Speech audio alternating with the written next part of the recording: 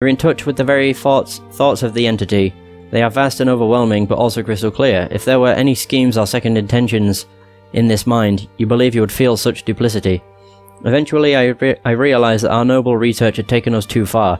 Everyone was in danger, not just our subjects. The whole region was going to be obliterated by the forces we had unleashed. Everything we had already accomplished would be lost to the ages. I warned them. I truly tried to warn the others, but all I received in return was scorn. The fools. They left me no choice. I tried to reveal our existence to the rest of the Scienti, but I was caught and imprisoned. As you listen to the spirit, you realize that just as you can see into the truth of its thoughts, the spirit is probably doing much the same to you. You push aside such a disturbing thought, trying to focus on your mission. You take out the Scienti cube, holding it forth. Spirit, what can you tell me about this device? I've been carrying it for some time. I know it is potentially dangerous, but I have also found it to be very useful.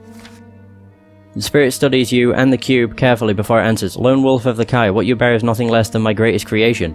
I have been here so long, I cannot remember my own name, but those cubic containers, I remember them well. I remember all the wonderful and terrible things we did in the name of discovery that led to their invention. Containers, you ask? Trying to follow the spirit's meaning, that cube, as you call it, is a storage matrix imbued with our magic. It holds crystals imbued with the special magical energies we discovered down here. You have surely seen them by now. The spirit is quite correct. You have definitely seen these crystals and the terrible things they can do. On the other hand, you have to agree with the spirit about their potential. You could not have come this far without them. I sense that you are cunning and resourceful, rare qualities for one not born of the Scienti. Perhaps you have even realized that the crystals remain inert until they come into contact with a living being, continues the spirit. Therein lies the core of our experiments. These interactions can often prove fatal, but living contact was absolutely essential to awaken and command their power. The spirit's voice feels cold and distant as it reveals its most terrible secret. To that end, many were sacrificed. It was unavoidable. Light emanates out of the urn, flickering over your cube and revealing that many of their engravings are exactly the same. These cubes are containers far more than just crystals. In order for them to function, they require a full quantity of life to activate. Each cube houses such an activating power. They contain within their matrix the entire spiritual essence of a living being.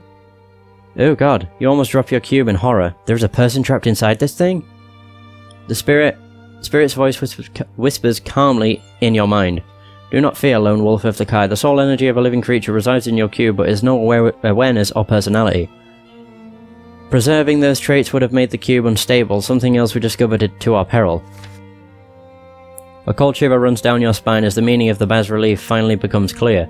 In order to harness the power they craved so hard, the craftsmen you saw in the sculpture forced their captive souls into these cubes, killing them for the sake of their research. You do not even attempt to hide such thoughts from the spirit. The Scienti, for its part, never breaks from its calm composure as it tells you of its misdeeds and the sins of its brethren. Did the Scienti have any sort of moral code, any conscience to abide by? These necromancers must have been aberrant deviants within Scienti society. Deeply troubled, you take a step closer to the urn, examining it and all the similarities it has with your cube, but you're aware. If you are trapped the same way, how is that possible? I was imprisoned here just before this dark temple fell and sank into the earth. My brothers purposely left me conscious. They did not strip away my sense of self so that I would linger forever, a punishment for my betrayal. Oh. The light of the urn shimmers over your cube again, but you hold the key to my release. I will forever remain a spirit bound to this place, but I can be of service. You need not tell me that you disapprove of things we did. I feel it in your every thought. While I do not share your horror, we share a common purpose. I have no desire to see our secrets leave these halls. Our time has passed. The defilers of this sanctuary must be opposed. Glowing brightly, the lid of the urn starts to shine as the spirit inside yearns to be free. If you break my bindings, I will help you drive away these intruders. Will you help me, Lone Wolf of the Kai? Ooh, I guess. He could be evil, though. You may need help in your quest, but you won't side with the spirit. You decide you can trust the spirit, you release it from its captivity. These are always like 50-50s. I guess. This might be my death. Again.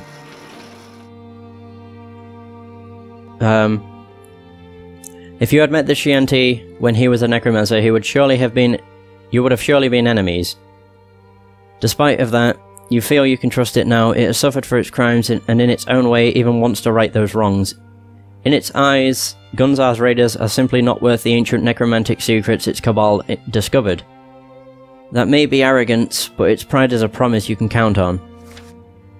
Hoping that your choice pays off, you decide to free the spirit from its captivity. I will release you, Old One, but I do not know how. The spirit replies quite gratefully. As I told you, the key to my freedom is in your grasp. I sense that this cube has already been used to open locks in this place, yes? Search the pedestal. If you have encountered any barriers in this place before, you will easily recognize the lock to my magical cell. Oh, great. We've done 3 of these. Yeah. Just in this session alone. Okay.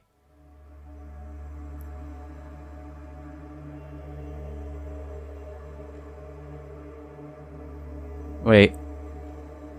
Is there a way of moving this? Right. No.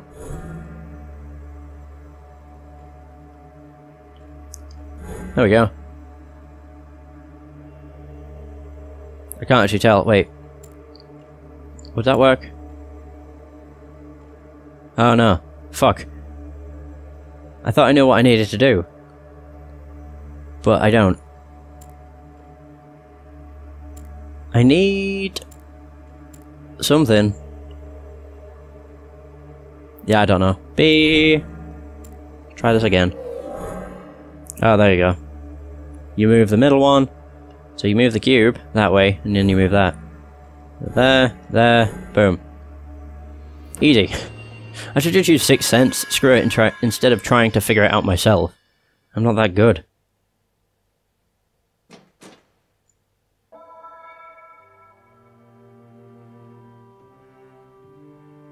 Attuning the cube to the urn's lock, you open the many layers of its enchantment and free the Shanty spirit within.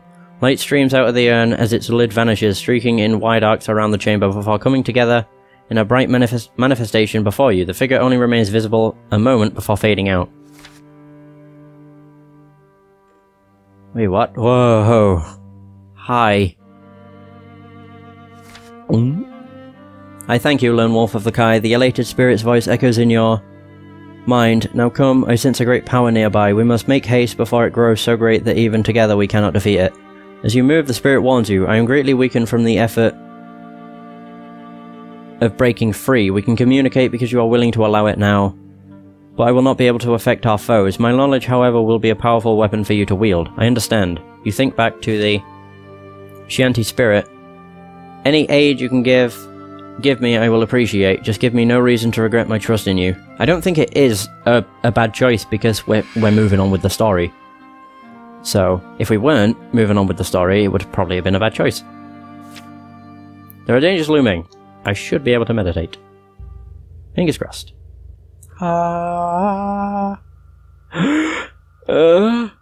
Yeah! Sweet.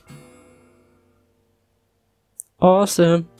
Right, so what's in this next chamber? Is that the vault? Oh no, the vestibule. I do, yes. Oh, pardon me. The deeper you travel, the more you feel the Shanty spirit was correct. There is definitely a dark power here, one strong enough that your Kai senses start to recoil from it. Whatever is down here, it is utterly foul and its strength is growing. Proceeding cautiously, what the fuck, you reach a junction where the tunnel ends abruptly in a cave-in, and a small passage leads off to a chamber nearby. You creep as close as you can, listening to 2 voices, both loud and deep, that echo inside. You instantly have a terrible suspicion, one you pray is wrong. The moment you see what is blocking the way ahead, those prayers have come to naught. They're completely filling the passage ahead. Oh, Christ. Are the dark silhouettes of 2 Gawagas. Why 2 such fearsome warriors would be stationed here, you can only hazard to guess. There must be something important past them, something they have to protect. Whatever the reason, their rumbling conversation makes it clear that they do not appreciate being bound to it. They have been stationed here motionless. Boredom and inaction do not suit a Gawagaz at all. Gunzar, Aga Zizi, Ka Okim Gedtek? Gunzar wants the girl, why do we wait? Argues one while grinding a jagged stone across the edge of its huge axe. The other Gawagaz thunks the ground with its brutal-looking hammer. Vordak, Zukdog, Jiggy, Ok, Aga, Ok, Egg, Tag? Aki Amaz. The Vordak is working its magic. I want to be the one who kills Lone Wolf. That must be the dark energy you've been sensing, the danger the spirits warned you of. The Vordak must be drawing necromantic power from the temple itself. You have to stop it before it's too late. Oh, great. Whoa. 6 cents! Wait. Oh! I'll do this, sure. Weapon mastery. Weapon in hand, you focus on your foes. The Galagas are both immense, their hide capable of shrugging off most attacks like insect bites. Even so, every creature has a vulnerable spot, and with your training you know just where to look for theirs. The moment you spot an opening, you surge into the room and strike. Your blow cripples the ankle of the nearest Galagas, enough to make sure that it will be hindered in its movements. It may not be much, but any edge you can gain in a desperate fight against 2 Galagas is better than nothing at all. The other Galagas, surprised at your sudden appearance, stares in indecision just long enough for you to launch a full assault. Yay! Do we fight both at once? I swear to God, if we do, fuck me. This is gonna be hard. Galagazes are not anything. I don't know. One of them's... It might be two, but I don't know if it would be 2 at once. Oh, fuck, it is. Holy crap.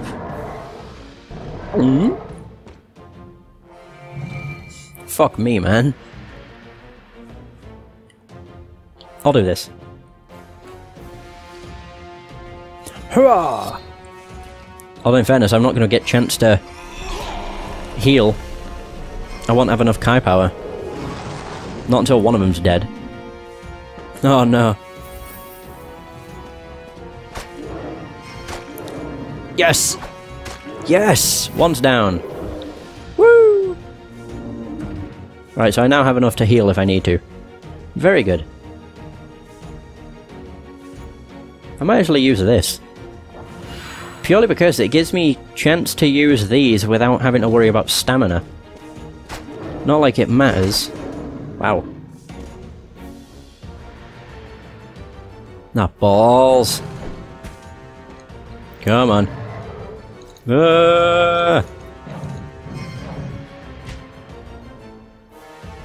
Why did that use stamina? What? Whatever. We can get it, I think.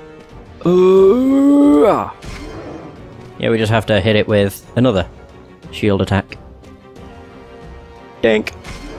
And there we go. Fucking hell yes. Whoa! I got almost all my Kai power back. Woo! Now that is what I call a win. Ba ba ba psh, ba ba ba psh. Not bad.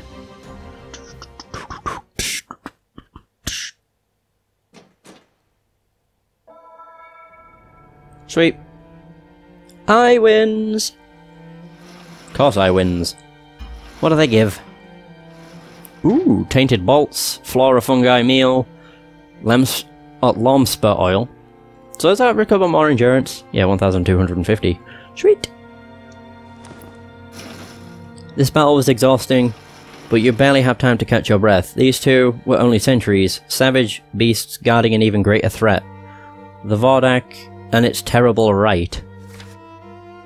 Beyond the fallen corpses you see a stairwell that leads upwards into dark featureless stone.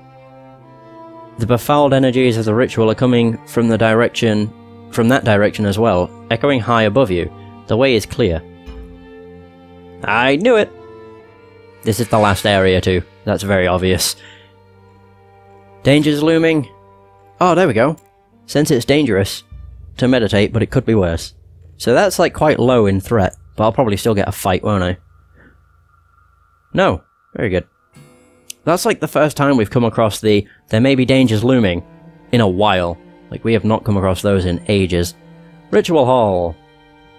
So the last fight of this place is a Vordak.